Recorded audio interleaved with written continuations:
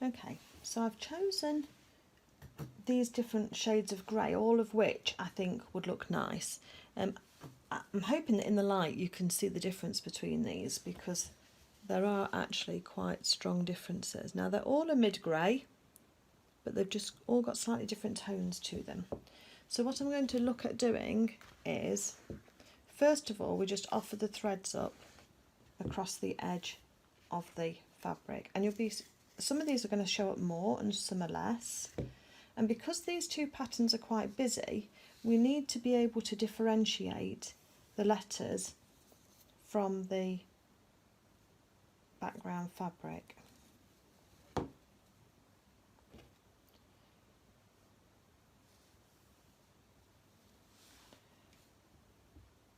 So as you can see, they're quite similar. This one here at the end is quite a lot more bluey than the others. So I'm thinking one of the other three might do better sticking with the grey without introducing those blue tones. So I'm going to discount that one, put that one out of the way for now. And then I'm going to do a sample with the other three. And what I'll do is I'll thread up the machine with each three, and I'll do a bit of a line, stop, change the thread, do a bit of a line, stop, change the thread, and do a bit of a line, stop and change the thread. And then we'll come back and we'll have a look and see what seems to outline the letters the best, keeping on the grey theme. So that's what we're going to do next. We'll get the sewing machine set up and threaded up, and we'll have a practice. Okay, so I've got my machine lined up now, and what I've done is I've put on the foot here, which is for embroidery or for applique, and what it has a raised groove in the bottom here, and that helps the fabric slip under, and also the stitches you've just made, because we're going to be doing a satin stitch to attach these letters down, and we want that ridge of stitching to slide under and not to get stuck. Okay, so I've now completed my test strip, and I'll hold that up for you to see. And I've got the 3 different threads, colours, and I've also done a variation of width on each one so you can see how that looks. And it's really important to have a look to see what you think is going to outline your letters the very best. The top one I decided was too brown, just a slightly browny grey. The middle one was too insipid, I think, and too like the background colour, so I didn't think that would make the letter stand out. But the bottom one I really liked, so that's the one I'm going to use, and I'm going to load up the machine with that thread. And I also liked the narrower line as well. There's a difference of these two. So this is a stitch 8. It's a zigzag stitch on my machine. Mine's a Janome SMD 3000. Stitches were set at 3, the width, and then the distance between the stitches was set at 0.3. And just mess around with it a bit. Just move it up and down just slightly, and just see what you feel covers best. So I'll load up my machine with the chosen thread, and then we will get talking about zigs and zags. So when we're sewing our letters onto our background fabric, we have the glue going right up to the edges, because that's the way that we set it up with the Bonder web on the backing of the accent fabric. But what we need to do now is sew over these edges so that they don't fray. Now, if they're not having very much use, you could leave it like this, and that's called raw edge applique. But actually I like it when it's been neatened off, so they don't catch and they don't start to fray. So what we need to do is we need to do the zigzag stitch across the edges and into the background fabric. Now to do this we use the zigzag stitch, as I said, and the best way that I can describe this is by doing this drawing. Hopefully this is going to work. So a zigzag stitch is basically this with your machine. But what we need to do is we need to differentiate between zigs and zags, and that's going to be really important when I'm trying to explain to you how to turn corners. So we need the zig to go onto this part of the fabric here with the needle, and we need the zag to be just on the other side of the edge of our accent fabric. So we want our stitches to, in effect, do this. We want the needle to just be a thread's width across into the background fabric, but to tack down a decent portion of the accent fabric. And what happens is when we put that very close together like this, with our zigs and our zags, then we get this very nice neat edge that will accent our letters. So this is zig and this is zag. The other reason why the zig and zag differential is important is because of when we're sewing onto curves, and we're going to be doing that with this letter B. So what we need to know is how to pivot our work to move it so that we get the best coverage for our stitch and it's an unbroken line. With your zigzag stitch, your machine can only sew in one direction, and that's a straight line. So what you need to do is you need to use your needle down function, or you need to just turn your needle so that it's the control on the side of your machine that controls your needle, so that every time you stop and want to manoeuvre your work, you stop with the needle anchored down into your piece of fabric. And so what we need to do is, when we're zigzagging, we need to zigzag across the edge of like this, but we need to start and turn the work. Now sometimes these curves are too much, too severe, that you can't just coax your fabric around the corner. So when you're sewing a curve like this one, you need to anchor your needle on the zag, and then you can manoeuvre it so that your stitches might cover over each other, and you go straight for a bit longer, and then you pivot your needle and then it goes over again. But overall, when you do this gradually, you'll get yourself going around this curve really nicely. If you were to anchor your needle into the zig position, when you moved your work, you would actually get a gap in the stitches, and we don't want that. Same again on this side here, when you're doing the other side of your work, perhaps on the inside of a letter. On this case, you want to actually pivot your work on the zig, not on the zag. So on that kind, it's on the zag, and on this one, it's on the zig. Okay, because we want, again, our work will carry on, but we want to move around this. So we need to pivot our work on the zig, which is on this side here, in order that then when we go through, we can then go over a couple of stitches, but it allows the stitches to stay together. If you were to pivot on this side, again, you'd get a gap in your stitches. So that's why it's important.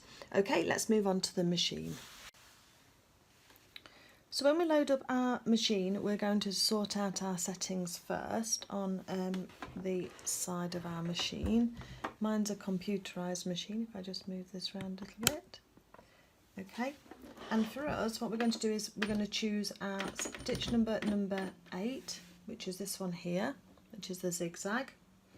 And then I'm going to then use my settings that I had before. So I'm going to go on, reduce the stitch width now down to 2. And the stitch length I'm going to now reduce down to 0.3. And that gave me the best coverage I felt on my applique.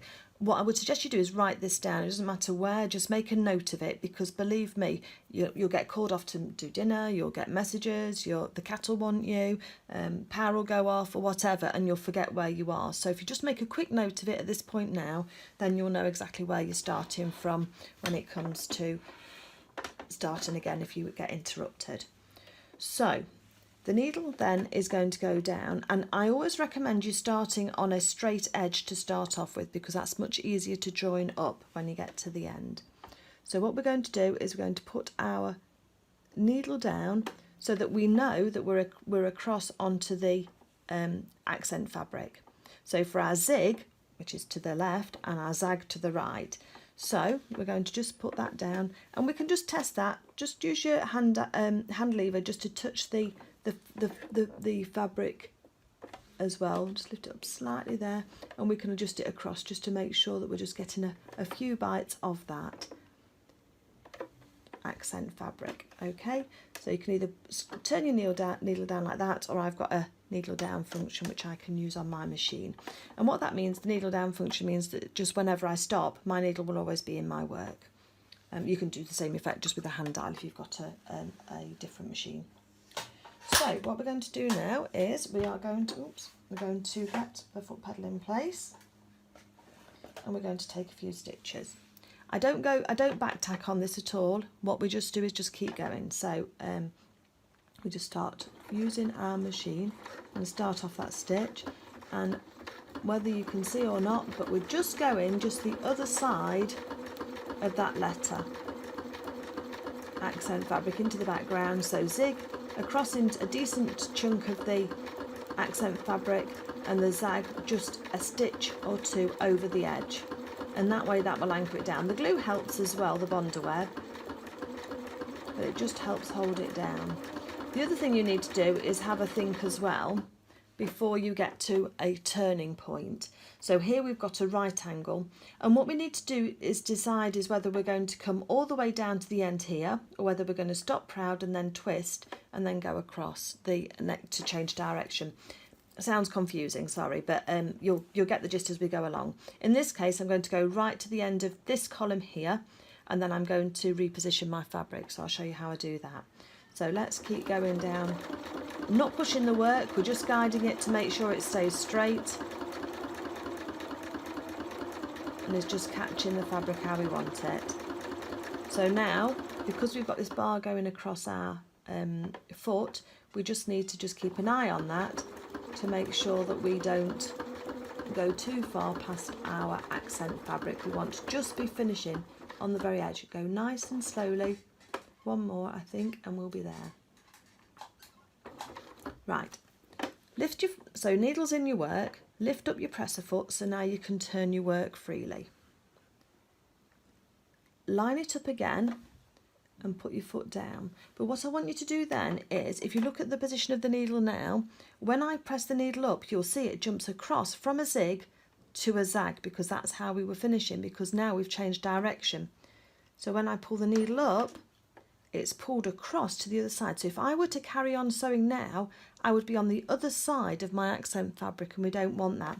So what we have to do is lift up the presser foot slightly and reposition our work so that needle is so that the thread is as straight down as possible, and it's now turned onto the zag position. So if I now offer my needle up to the work, I can see I just need to go just slightly across a little bit more. Okay. And I'm happy with that now, so that's going to go into the work. So again, now we can start going again across, and we can see that we're on the right side of our letter. This does get easier with practice. I know it seems a bit confusing at the moment, but the best thing I can suggest is that you just keep practicing and having a go. So we're going to start and come to a curve soon, so we need to just be seeing what's happening. So before I start, I'm going to engage my needle down position again so that I know where I am, and we can just all the time, now we've got the needle in the work will just pivot on that point, so we don't get a step in our stitches. So now I'm going to carry on for a little while just over the edge, and for the start of this I can start and twist it, but there will get to be a point where I can't any longer. So if we remember our diagram with our zig and our zag, which is this one here, we're on the outside of a curve, so we need to be keeping the stitches in on the zag. So I need one more stitch to put me onto a zag, and then I'm just going to twist my work slightly and carry on for a few more stitches. Now, slow and steady will win this race, because you really don't want to get too many jumps in your work. So again, I'm on a zag as I just twist round, and so if you stop on a zig, just turn it, just change it to a zag with your foot presser, just to nice and steady, and then turn your work and carry on for a few more. Now, because we're trying to get a curve from a straight stitch, you do need to do this fairly often, but it just becomes second nature as you start to have more practice.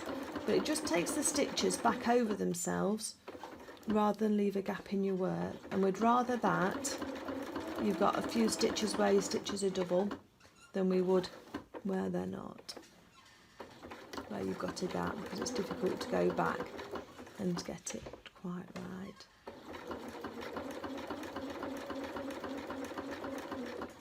So an example of a letter where you've got both directions to get used to using your zig and your zag terminology is on the letter O or on the letter C, because you've got all of those curves. S's as well are quite interesting and good ones to practice with.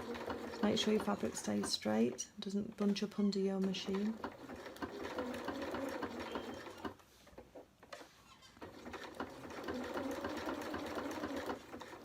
Can be a little bit difficult. Obviously normally I'd have glasses on and be right on top of my work, but I can't do that today for the camera.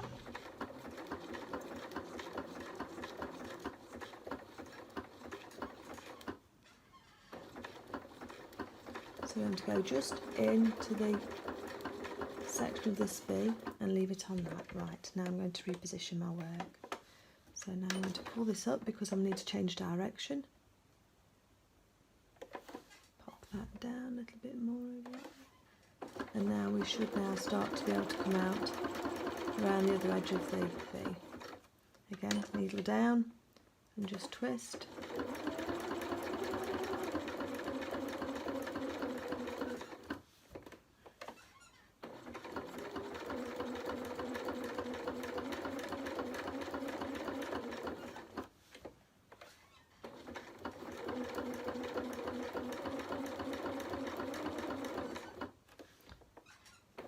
You're looking for your work always, your stitches to always be at right angles to your fabric. Easier said than done, but again it's just a case having a go, practicing, and try not to change direction too quickly. You're better off lots of little changes than you are one massive change. Apologies for the squeaky foot pedal.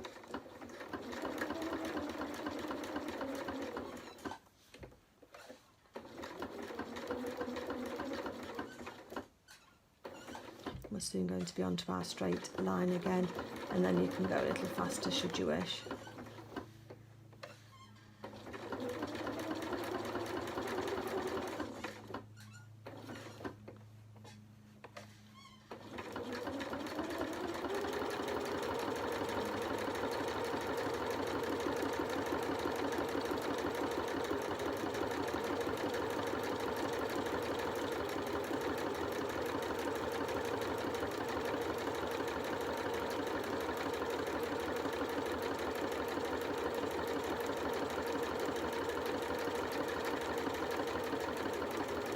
Now, because at the top here we stopped and the this straight line here went straight down, I'm going to do the same on this side as well so that it's this consistent.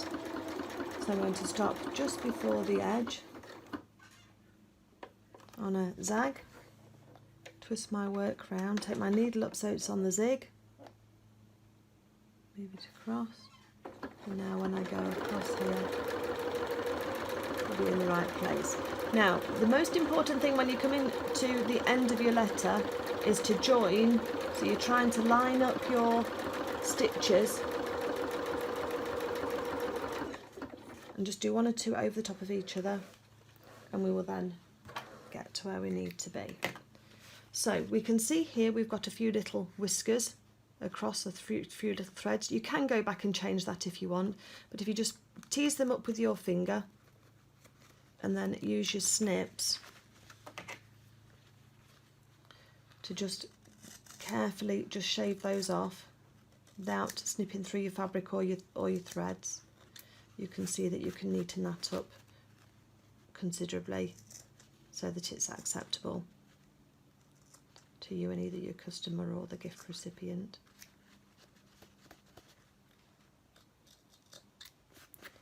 Okay. So now we're going to go on to the inside of these curves here, and we'll be again, now because we're on the other side, we'll be doing the other way. So on this curve, we'll be making sure that we stay in on the zag and then moving across, whereas on this way we did the other way around. Okay, so that's it so far, and I'll see you when I've done some more. To finish off the threads on the back of your work, if you're careful, what you can do is if you give the little stitches a tug on the end of your thread, you can quite often pull through the loop that is on the other side of the work, and that pulls through. You can then knot that off. I just do 2 or 3 knots.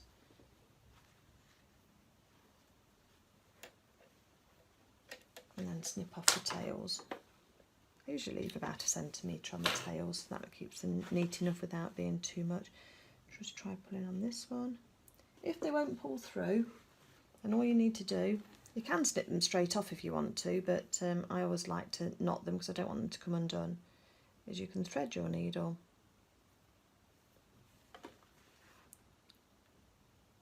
Press the needle through. Now you need to go through closely to where the thread has come out so it's as neat as possible.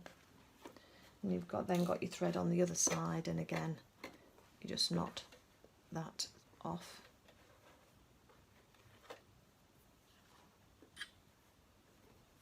Oops, getting tangled up. As I say, 2 or 3 knots is fine. And just snip those up. Okay.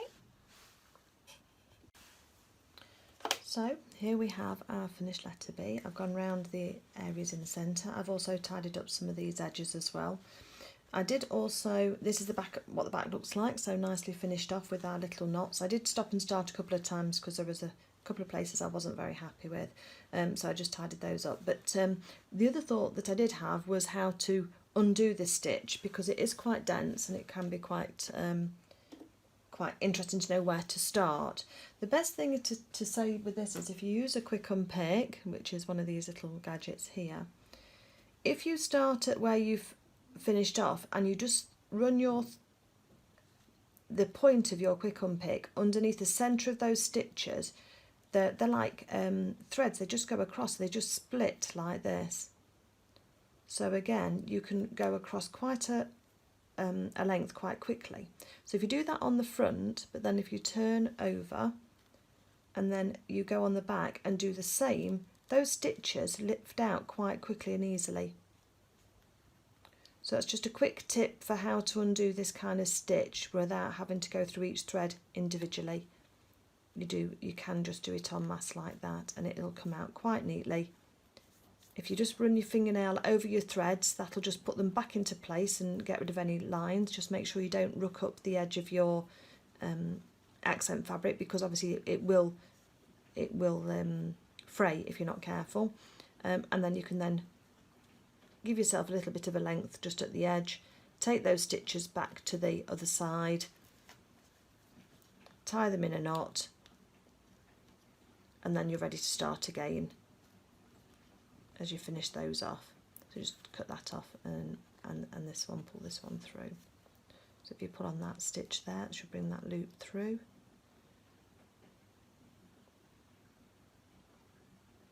Catch it with your thing, and then you'll be able to then just carry on, and that will neaten that off and start again. So I hope that's helpful for you.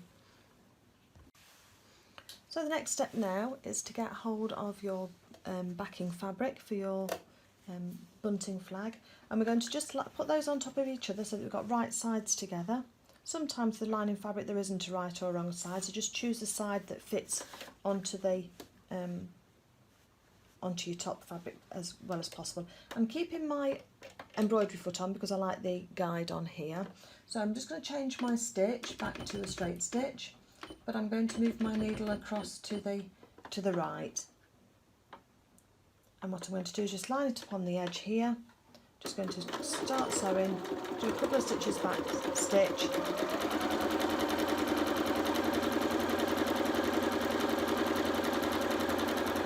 and sew down the side.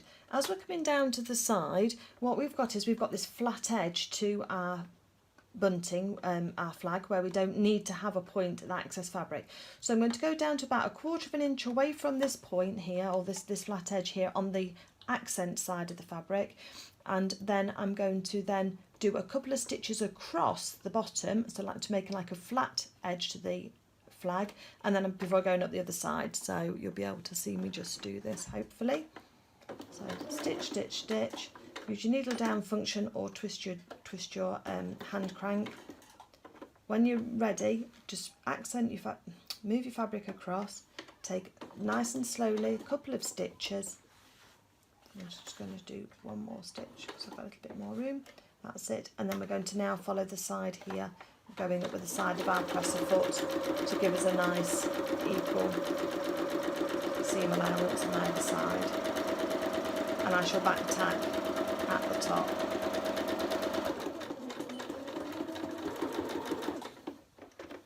And look, and cut the threads.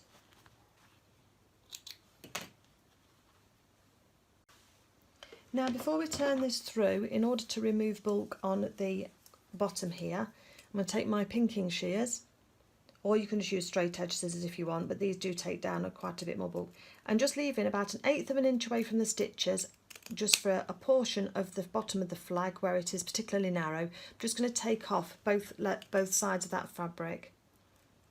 So again, about 1/8 of an inch away from your stitches, and again at the bottom I'm just going to take some of the fabric out there. That will just help it fold when we turn it inside out. Next stage then is to put your hand inside, go all the way down with a thumb or a finger and just hold on to the end there and push that through, and that will start to give you the point that we need.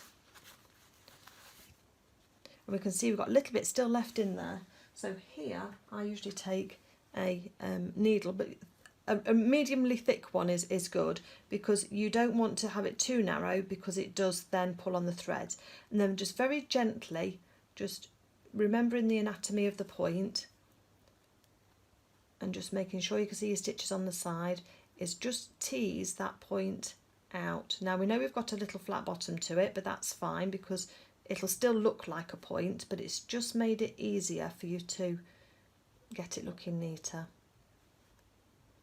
There we are, down to stitches that side, and that's all fine. So we've got a little point on the edge there. So we've finished with our needle now. If you pull too hard, you'll pull threads of the fabric through. If you do that, just snip them off. Hopefully they shouldn't fray.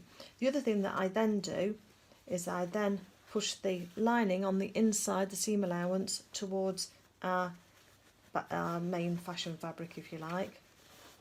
And I just use a fingernail just to press that seam so that we're open onto the stitches.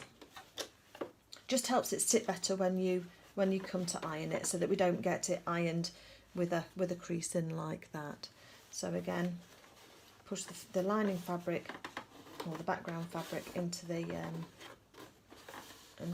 back, and use the edge of your nail to just score along that edge, and it really does help set it much flatter, so that those stitches will when we iron it. So next stage now is to take this to the ironing board and to iron it flat. So I've just ironed this flag flat, and as we can see, it's nicely turned. And what you want to make sure is that you can't see any of your lining fabric on the back there pushing round to the front. If you do, just go back again, flatten it out to make sure it's straight, and then re-stitch it again. Sorry, re-iron it again, just to make sure that it's as flat as possible. And what I like to do now is, because that's nice and flat and I don't want it to pucker up at all, I'm just going to take a row of stitches along this top edge here, and that will just hold the flag closed and flat. So only need to be about 1/8 of an inch away from the edge. Make sure it sits nice and flat. There we go. And trim your threads. I have found that sometimes the flags get a little bit of a curve on them when they're sewn. So the next thing that I do now is square them up so they're all going to sit the same way when I put them into my bias tape. So what I do now is I'm going to line up the 1 inch mark on my quilting ruler with the top of the fabric, top of the stitching, sorry, and also down. So we've got a right angle there on that B, so we can do that. In this case, this one's turned out pretty good actually. So we're just going to be taking off these little, what they call dog ears or bunny ears, and just take that little slither across. It looks like it's only a little bit, but it does make a difference when you come to doing it. So we've literally taken off that much, so not much at all, but it will just make sure that it sits all nice and flat for you. So then, time now to get our others, and I've already prepared some of these already. So we've got our A, our L, our B, our I and our E, and they've all been trimmed the same. On this one we can see that's a little bit proud, but that tells me that this one dipped down slightly. But it's all, when they go into the bias tape, they'll all look nice and even. And what we're going to do now is sort out the bias tape. So I've already cut this and sewn this. I have got a tutorial on bias tape. It is straight grain tape. It's not true to bias tape, cut on the bias, so it's cut on just across the edge. And what I've done as well, because of this pattern, I have made sure that each of the points is where I started. So I've then folded it in half to find my centre, and then folded the two raw edges in. And this is going to sit on the top, so our flags are actually going to sit inside this bias tape and be sewn down. Now, because this fabric is the same as the flags, it can look a bit odd. So something that I've discovered over time is that I actually like putting a little bit of an accent on the top here. So what I'm actually going to do is I'm going to have an accent, a little piping edge of the accent, and it really just finishes it off. So that's what it'll look like eventually. So I'm going to go ahead and put this bias tape into our flags. The other thing is that where I've joined is I have joined on the middle here, and that's going to make sure that both sides of this piece of long strip of fabric are equal, and they're going to then, that's going to be my middle point on my letters as well, so I know where I am. So we've got 5 letters. We know the centre of the B is going to be our middle, so I've pattern matched this as best as I can to make sure that that doesn't stand out, and then the centre of that is going to be centred over this first letter like this. And with our bias tape inside, once I get that all sorted, I should be trimming down this part of the bias tape. Not bias tape, this is piping, isn't it? The piping, so that that just sits really nicely, and then that'll sit on the top there. It'll just break it up from the flags. So let me move everything around, and I'll show you how I do that. To start with, I've just used my pinking shears, and I've just trimmed down the bias tape, not bias tape, the piping tape, so that it's thin enough to fit underneath the binding, bias binding, without making too much of an issue. I've left quite a long tail because I don't want to cut it off until I'm ready. This is just rubbish. I've then marked the centre of my piping, and that's going to go onto the join here of my bias tape. Now I want this to sit so that the crease on this bottom edge, because I'm going to sew the two together to make it easier, so I want it to sit like that. So I need to make sure that when I'm sewing this, I have to open it out, and that the edge here, so that my piping actual cord sits the other side of that crease line, so it doesn't get hidden in the seam. So I'm going to go ahead and just sew these together now, so that that's all nicely lined up. The other thing that I use is one of these feet for doing my piping, which I find to be really easy. It's an adjustable zipper foot in actual fact, but for piping it's absolutely invaluable, and you'll see me using that as we go forward.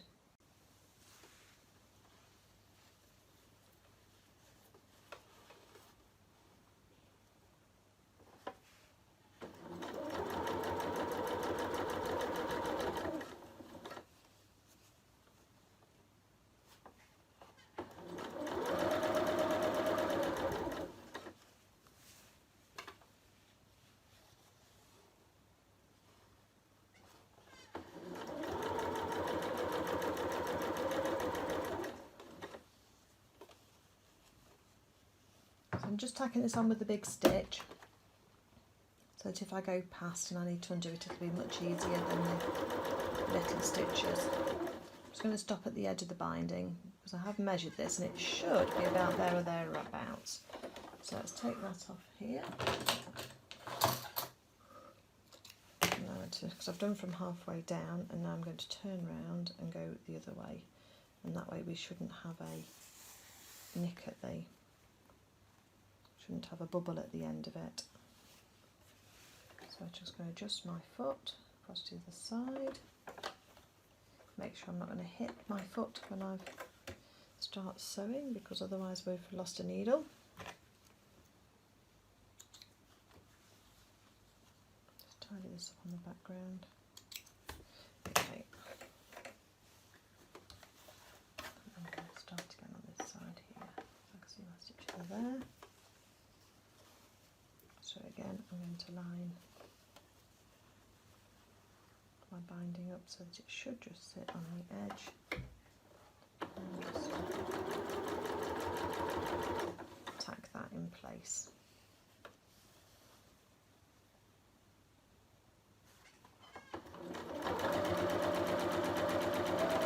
Just be careful that when you're stitching along, your presser foot doesn't push your binding too far out, so keep it as straight as you can on that line. So when you finish, you should end up with something looking like this. So as we fold that under, and then when this is stitched down and sewn down, you'll actually end up with a nice little neat edge like that. So I've found that it's always best to stitch down the back of the binding first, and then to twist the binding forward and then top stitch on the top. If you try and top stitch from the back, it can look really messy.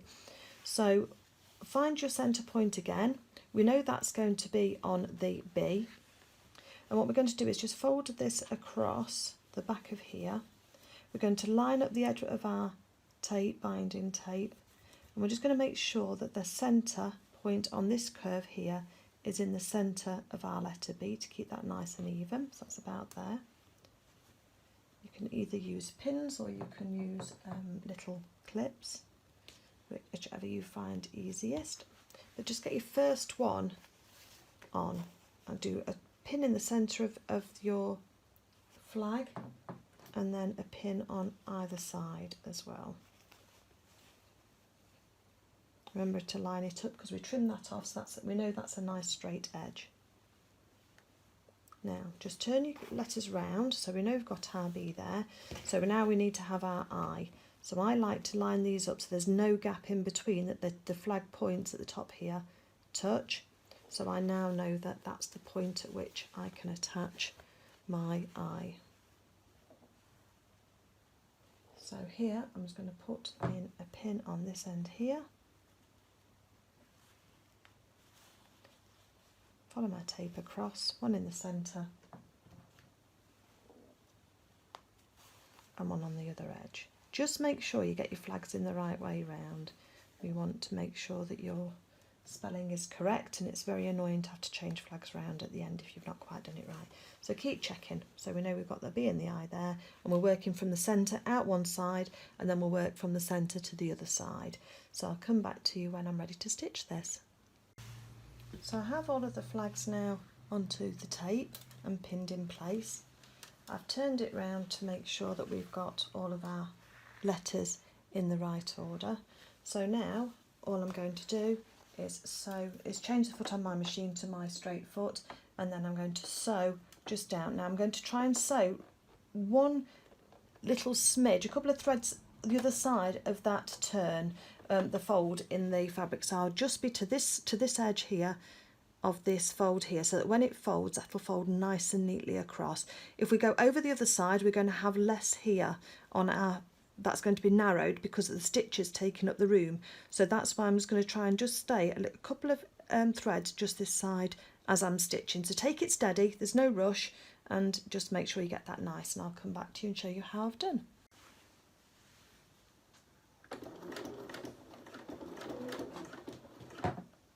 Just take it nice and steady when you come to the joints. Make sure your flags are staying straight. Try and maintain that distance. Use your needle down function as well to anchor your work. And I'm actually using the edge, a little mark on my presser foot there, and my needle's set to just a couple of stitches in from that, and that should give us a nice edge. So as I say, just take your time, there's no rush with this. It's more important to get it nice without having to unpick than it is to zoom across at top speed. So again, we're coming to another junction, so I've got both the edges pinned in there. So So we can just make sure that's nice and straight. And go off the edge of one and then line up the edge of the next before we take the pin out. Make sure we're happy. And then we carry on. So, finish with the sewing of the binding on for the first pass. And what I've also done is just taken a trim off the edge of the top of each flag now, because it was just adding too much bulk into that fold, because that's got to fold across here now onto the front. And then when I top stitch, I'm going to just pull the fabric down properly to the fold so that it covers the stitches of the binding just there. And there'll just be a row of just top stitching stitches just about 1/8 of an inch away from the edge of this binding here. And I'll start at one end, take my time and just move really carefully across. I will use my adjustable zipper foot as well again. So again, changing feet is one of those things where you think, is it worthwhile or not? But actually it really is, because you can get a far more precise effect when you use the right foot for the right job. If I tried to use this, I'd be too far away from the edge. So again, you can use this foot, or if you've got a zipper foot like this one, that works very well as well. So that's the other kind of foot that you can use for this kind of edging. Okay, so I'll get that lined up and I'll show you how we get on with that.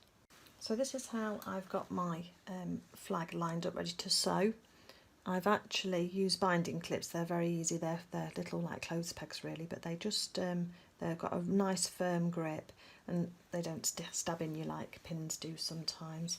And so what I'm trying to do is I'm trying to line this up so that the edge, I'll start at the edge here because we're going to neaten off the edge of this bias just here at the end.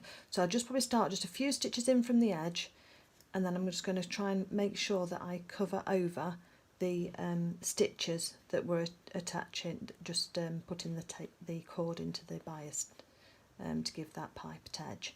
So I'll offer this up to the machine now. Just make sure that the fabric's over wherever possible. And also using either a quick unpick, if I can find mine wherever it's gone to. Here it is. This is very useful as well for just pulling the fabric across while you're just lining things up. So I'm just going to line that up there.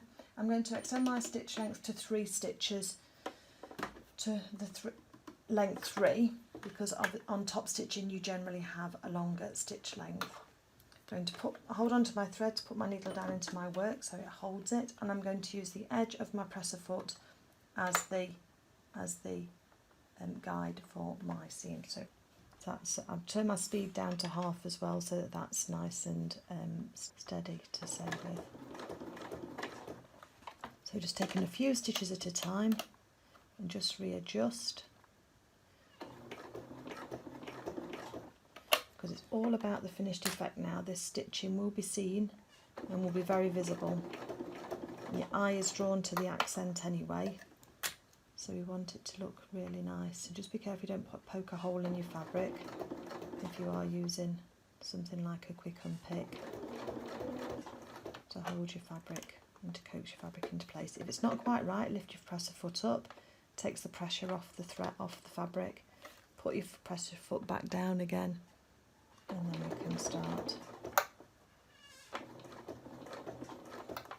And what we should end up with, hopefully, is a lovely, nice, neat top stitched edge to our work.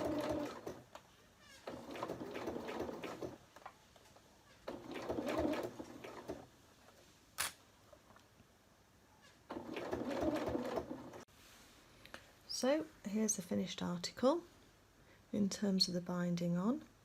And what you can see is that I've left this as a loose end, because what I'm going to do is finish off this, tuck it round to the back so it follows the contour of the flag, and tuck it in the back there, and then I will rejoin my stitches here, and then I will, rather than go backwards and forwards, I'll start in exactly where that stitch has come out, and I'll then bury my threads behind the work so that you don't see them, and then that'll give a nice neat edge and nobody will know that we've stopped and started.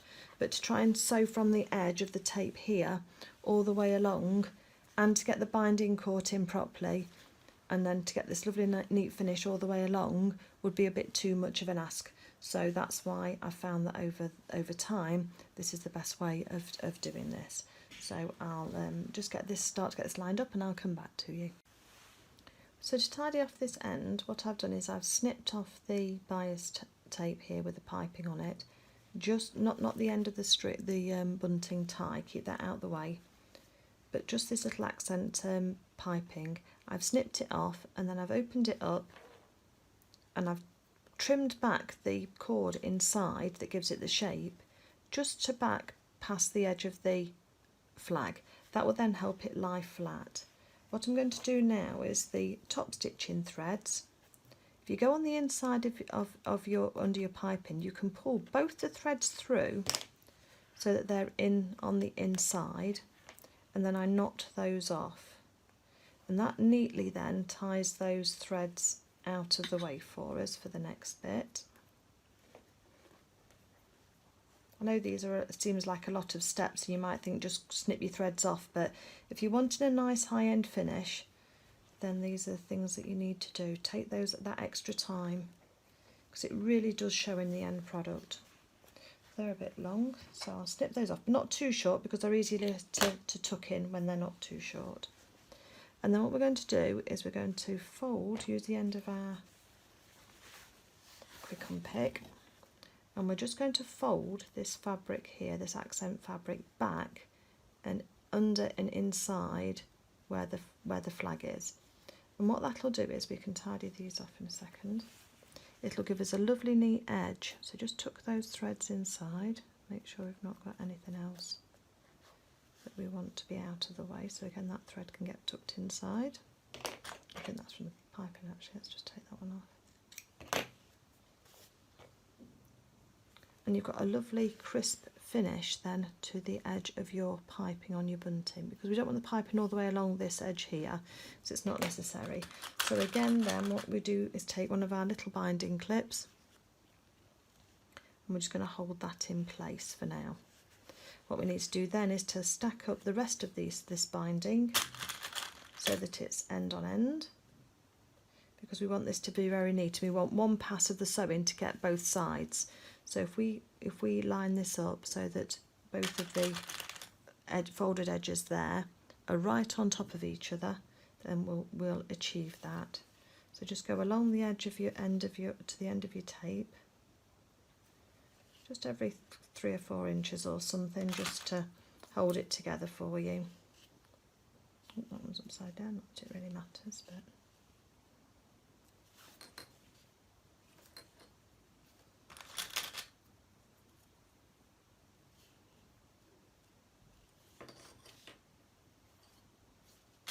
we're going to go all the way to the end, and then I'm going to neaten the ends of both the tapes. So I'll come back to you when I've just taken this all the way down, and I'll show you how I neaten the ends of the bias tape to give a nice finish. So we've got to the end of our bias tape. So what I do here is I take a diagonal snip on the folded edge, and again on the other side, because again we're reducing bulk in this edge here, and then I take a little snip down the centre as well. Okay, looks a bit strange, I know, but this is what we're going to do, because then when we fold this over, we can then push those two sides in slightly away from the edge of our tape, which means we're going to get a nice crisp edge onto the end of our tape. So let me just push that one back in again a little bit more, that's it, and then fold it on top of each other. And what we can do then is just use the edge of our quick unpick just to push the edges of the tape in so that that's nice and neat as far as we like, and then we'll just put a clip on top of that ready for stitching. And when we stitch, we're going to start at the edge here with some long tails of thread so we can make sure the fabric doesn't get stuck into the machine. We're going to back stitch a little bit there, come to the edge here, pivot, and then we're going to sew all the way down here, all the way down the tie, and then we're going to stop when we get to the point of our top stitching on the edge here, a little bit further down, and that is the point at which we're going to start. We're trying to get those stitches to line up as best as we can do so, both on distance and on length. So let's have a go at doing that. I'm just going to change my foot again, because we're not going to be sewing over the binding, so it doesn't matter about that. So you do have to get used to changing the feet on your machine. It really is worthwhile. You get a much better grip with different feet for different jobs. And I know it takes a few seconds, but it really is worthwhile doing. Some of them just clip on and off, and they're much easier, but this one of mine doesn't. Okay. So I want to make sure that I'm working on the top of my work, so that when I come down to the end, we're right. So take my little clip off, line it up on my own machine. So I've got some long tails that I can pull on, and I'm going to just start. So I've got my needle lined up, so it's just quite close to this far edge, it's not in the middle, and that'll help me get a nice neat edge, as you'll see. My stitch length is still on 3, so I'm going to just take a couple of stitches forward and a couple of stitches back. Hold on to those edges because you can just help guide it through. Stitch down in my work. See how close I am? Yes, I'm close to the edge. Just make sure that your ends of your ties are tucked in out the way before you then put your work down again. You can use your quick unpick just as a little awl if you like, just to help you. And again, I've got the speed turned down on my machine just so that we can control our work a little better. And I've got the needle down in the position as well so that we can work through there. I'm just going to take this nice and steady. Try and keep a consistent distance from the edge of your tapes.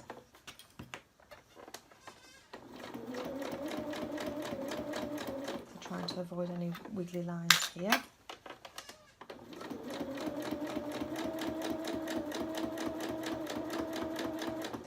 Again, it takes practice, and if you've got a speed control on your machine, that's absolutely invaluable.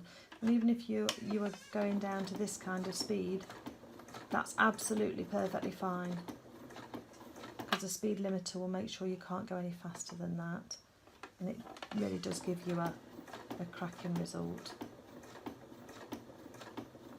And as time goes on, you get better and quicker, but I think you'd find that most competent and well-practiced sewers still prefer not to go too fast, because it does, in the end, possibly mean more unpicking time.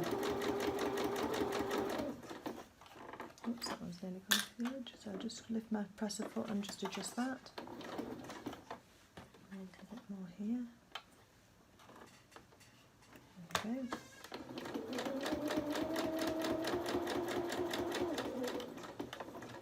So you're perpetually monitoring just to see where you are on the edges of your work, and keeping it as neat as possible.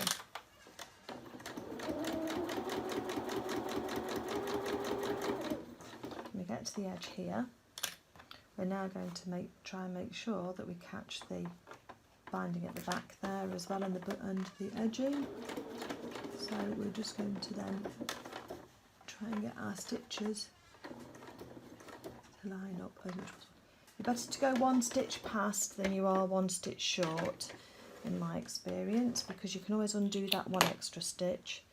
And so there we go, we've got a join just there with our top stitching, and I'm going to poke this thread here through to the back, and then I can just pull it on the back there, look, and we can pull the loop there, pull it through, and then what I will do is I will do a couple of little stitches in place on each of those and just tie them in, but on the front you won't be able to see that that has changed, and we've got a nice neat end as well to our tie.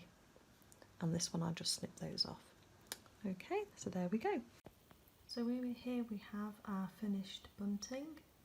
I'll just laid out for you to have a little look at.